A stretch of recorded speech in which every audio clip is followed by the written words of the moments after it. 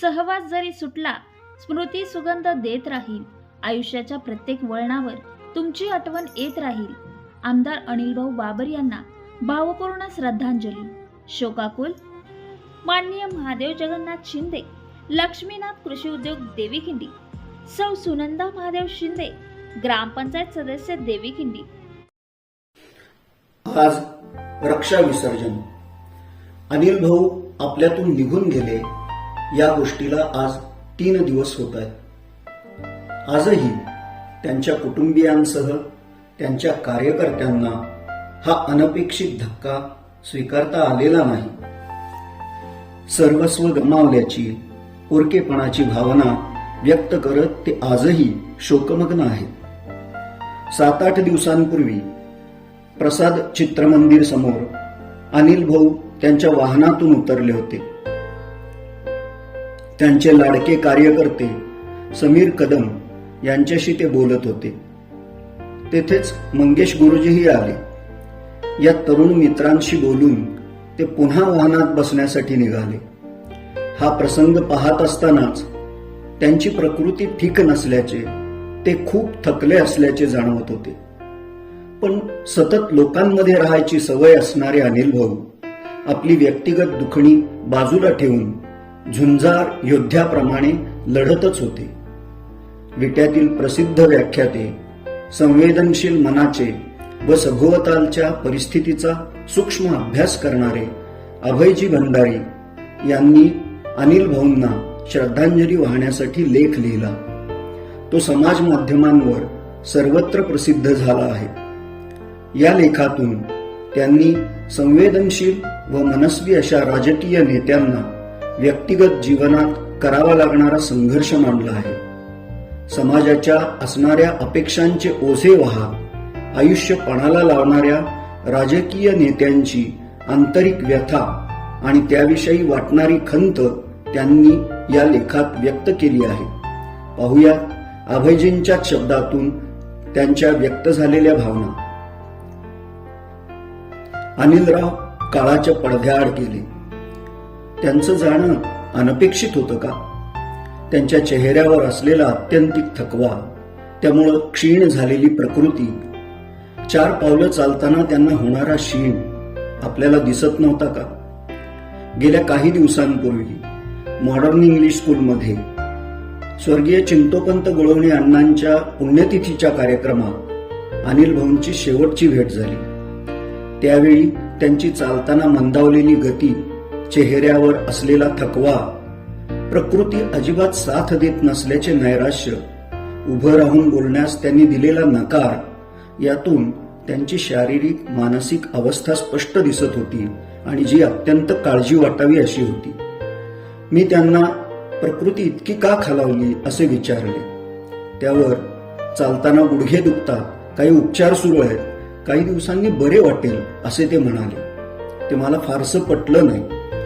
त्यांच्यावर असलेला अमर्याद ताण सहन करायला शरीर आणि मनाने नकार दिला आहे हे स्पष्टच दिसत होते.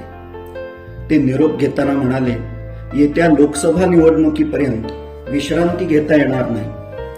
त्यानंतर स्वतःच्या प्रकृतीकडे लक्ष देण्याचं ठरवलं आहे. हे ऐकून मी गप्प बसलो. मला एवढंच जाणवलं की सध्याची राजनीती मनुष्याची सगळी जीवनशक्ती शोषून घेते आहे, ज्याची स्वाभाविक निष्पत्ती मृत्यू हीच असू शकते. हे अत्यंत दुर्दैवी आहे, दुःखद आहे. एक संवेदनशील, मृदू स्वभावाचा, अभ्यासू लोकप्रतिनिधी समाजाने गमावला. प्रेमळ पिता, आजोबा, भाऊ, कुटुंबियांनी कायमचा गमावला. रोज अनेकांची गाऱ्हाणी अखंड ऐकणारे आणि ती सोडवण्यासाठी धडपडणारे लोकांचे हक्काचे अनिल भाऊ गेले. त्यांना श्रद्धांजली वाहताना माननीय मुख्यमंत्री म्हणाले, अनिल भाऊ सतत लोकांना मोबाईलवर उपलब्ध असायचे. ते वेळी अवेळीही फोन उचलायचे. त्यामुळे ते सतत समाजाशी जोडलेले होते. स्वतः एकनाथजींचीही दिनचर्या अशीच आहे. आपल्या समाजात राजकारणी 24 तास समाजासाठी उपलब्ध असावेत असे समाजाला का वाटते? नेत्यांना वेळ काळ न पाहता फोन करणाऱ्या लोकांनी ते स्वतः रोज किती तास काम करतात हा प्रश्न कधी स्वतःला विचारला आहे का? राजकीय क्षेत्रात काम करणाऱ्या लोकांचे अमर्याद शोषण करण्याचा अधिकार आपल्याला लोकशाहीने दिला आहे असे का वाटते? जीवनाच्या इतर सर्व क्षेत्रात मनुष्य 8 तास, फार तर 10 तास काम करतो. मग राजकारण्यांनी आपल्याला 24 तास उपलब्ध असावे असे समाजाला का वाटते? आपण या लोकांचे अमर्याद शोषण करत आहोत हेही न समजणारा समाज पुरता संवेदनशून्य झाला आहे का? राजकारण्यांनी आपल्या कौटुंबिक, सामाजिक, आर्थिक, सरकारी कामातील, पोलीस ठाण्यातील, उद्योग व्यवसायातील, वैयक्तिक हेव्या दाव्यातील, न्यायालयीन खटल्यातील अशा सर्व समस्या सोडवाव्यात आणि त्यानंतर वेळ मिळाला तर त्यांचे कुटुंब, मुलबाळ, भावंड, पत्नी, नातवंडे यांच्यासोबत काही वेळ घालवावा असे ज्या समाजाला वाटते त्याला फक्त अप्पलपोटा म्हणता येईल. या भयंकर जीवनशैलीचा नुसता विचार करूनही डोकं भणभणून जातं. या जगात कुणी असा मनुष्य सापडेल का जो वरील सर्व दुष्टचक्रात रोज भरडून निघूनही प्रसन्न राहू शकेल, काही मूलभूत काम करू शकेल, स्वतःच्या आवडीनिवडी, छंद जोपासू शकेल, कुटुंबासोबत सुखदुःखात काही वेळ घालवू शकेल, नातवंडांसोबत गमतीने स्वतःचे बालपण आठवून थोडी दंगामस्ती करू शकेल, कलेचा, गायन वादनाचा आस्वाद घेऊ शकेल, मित्रांसोबत मन हलकं करू शकेल, साधू सज्जनांसोबत तत्वज्ञानावर काही गंभीर चर्चा करू शकेल. मागच्या पिढीतील राजकारण्यांचे जीवन असे समृद्ध होते. सतत कुत्र मागे लागल्यासारखी भयंकर जीवनशैली ते जगले नाही.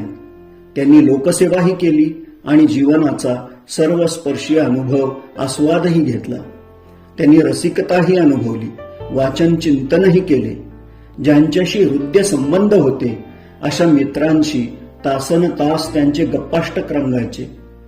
आताच्या पिढीतील राजकारण्यांना समाजाने या सुंदर जीवनापासून वंचित ठेवले आहे आणि याबद्दल समाजाला अपराधी वाटत नाही हे समाजाचा स्तर खूप खालावल्याचे लक्षण आहे. अशा समाजासाठी आपले सर्वस्व खरोखरच समर्पित करावे का? याचा राजकीय क्षेत्रात कार्यरत असणाऱ्या प्रत्येकाने गंभीर विचार करावा. हे जाणीवपूर्वक बदलण्याची इच्छाशक्ती दाखवावी असे वाटते. जगातील महासत्ता असलेल्या अमेरिकेच्या राष्ट्राध्यक्षांना दर आठवड्याला शनिवार, रविवार हे 2 दिवस कुटुंबासोबत निसर्गरम्य ठिकाणी सहलीला जाणे आजही जमत असेल तर जन्मात कधीच वाट्याला न येणाऱ्या आमच्या राजकारण्यांनी समाजाचे काय घोडे मारले आहेत असा खिन्न विचार मनात येतो. अशा समाजाचे आणि राजकारण्यांचे काय होणार या विचाराने नैराश्य येते. हे मुळातून बदलल्याशिवाय समाज अनुभवत असलेल्या दुर्दैवाचे दशावतार त्याची पाठ सोडणार नाही. अनिल भाऊ आणि त्यांच्यासारखे अनेक संवेदनशील, सत्प्रवृत्त लोक या समाज दोषांची खूप मोठी किंमत मोजतात याचे वाईट वाटते. राजकारणी लोकप्रतिनिधी आहेत, गुलाम नाहीत हे समाजाला ठणकावून सांगण्याची वेळ आली आहे. खरं तर पूर्वीच टळून गेली आहे असं वाटतं. स्वर्गीय अनिल भाऊंना या अपराधी भावनेतून श्रद्धांजली. तुम्हाला आता विश्रांती मिळेल. स्वर्गीय सुरेश भटांच्या मन पोखरून टाकणाऱ्या गझलेतील 2 ओळींचे स्मरण होते. इतकेच मला जाताना सरणावर कळले होते. मरणाने केली सुटका, जगण्याने छळले होते. मरणाने केली सुटका, जगण्याने छळले होते. अलविदा अनिल भाऊ.